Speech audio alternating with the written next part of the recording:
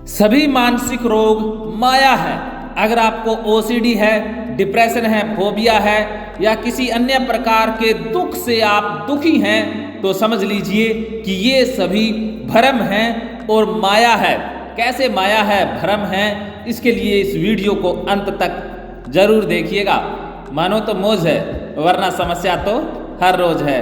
मैं राजेंद्र जोधपुरिया आज के इस वीडियो में आपका हार्दिक स्वागत करता हूँ। भागवत गीता में भगवान श्री कृष्ण कहते हैं कि हमारे जितने भी दुख हैं, चाहे हमारे जीवन में चिंता है, उदासी है या अन्य किसी भी प्रकार का मनोभाव जो हमें बार बार परेशान कर रहा है, वो हमारा दुख और कुछ भी नहीं, माया है।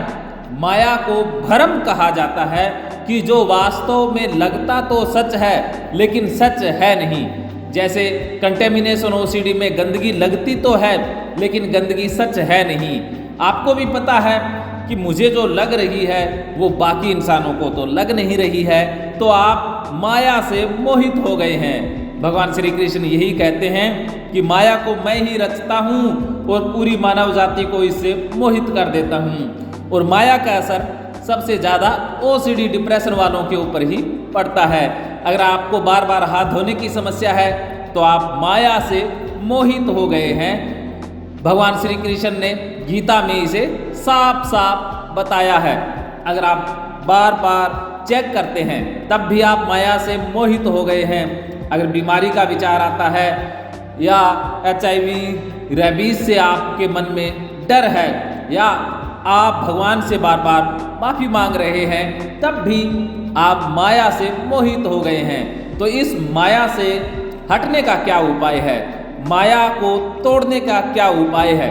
इसके लिए हमें जागना होगा, अवेयर होना होगा, जागरूकता की अवस्था तक पहुंचना होगा, कृष्ण चेतना तक पहुंचना होगा। क्योंकि अर्जुन अवस्था नाम ही माया से मोहित होने की अवस्था है और कृष्ण अवस्था चेतना या जागृति की अवस्था है। तो जागने के लिए हमें अपने ऊपर ध्यान देना होगा, अपने अनुभवों से ही सीखना होगा कि जो मैं हूँ क्या हूँ। मेरे मन में जो आवाज़ें आती है, मेरे मन में जो विचार आते हैं, भाव उठते हैं, व्यवहार जो हो रहा है, क्या वो मैं हूँ या मैं इससे अलग हूँ? होता ऐसा है कि हमने खुद को गंदगी के साथ या किसी भी रूप के साथ, विचार के साथ, विश्वास के साथ खुद को तादात्म्य कर लिया है, आइडेंटिफिकेशन कर लिया है। और इसी तादात्म्यता को तोड़ने का नाम ही तो श्रीमद् भागवत गीता है। माया से मुक्ति का उपाय श्रीमद् भागवत गीता है। गीता से संबंधित आप मुझसे कभी भी अपॉइंटमेंट पर बात भी कर सकते हैं और अपनी परेशानी का हल भी पा सकते हैं। इसके अलावा अन्य therapy, CBT, hypnotherapy, mindfulness therapy भी बहुत ही लाभकारी है। अगर ये बात समझ में आ गई तो बल्ले बल्ले, नहीं आई तो थल्ले थल्ले।